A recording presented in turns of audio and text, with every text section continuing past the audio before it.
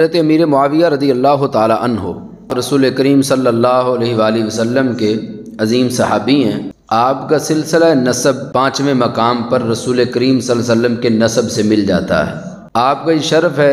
کہ نبی علیہ السلام نے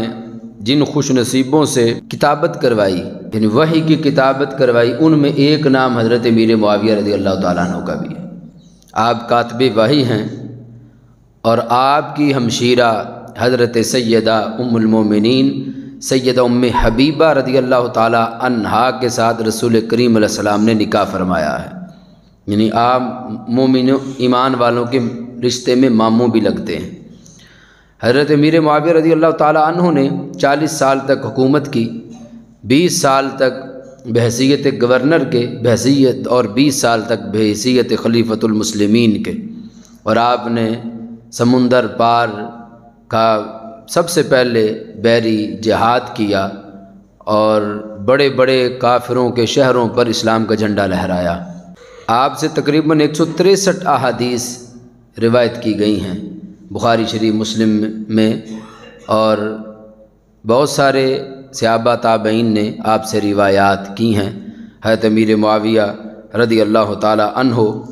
آپ کے خاندان کے 8 افراد شرف صحابیت پہ فائز ہوئے۔ آپ کے خاندان کے 8 افراد کو مرتبہ صحابیت کا شرف ملا،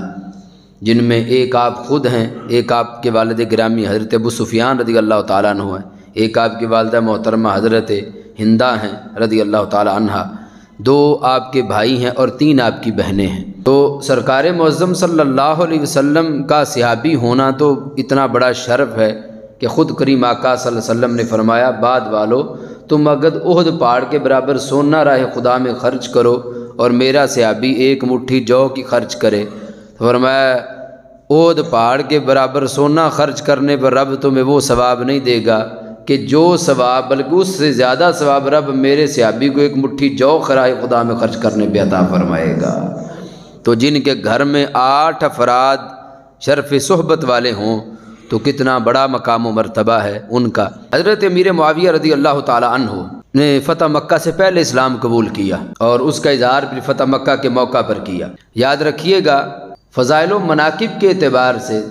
جس کی نسبت بھی رسول کریم صلی اللہ علیہ وسلم کے ذات ہے وہ عظیم لوگ ہیں، لیکن پھر درجات کے اندر جس کا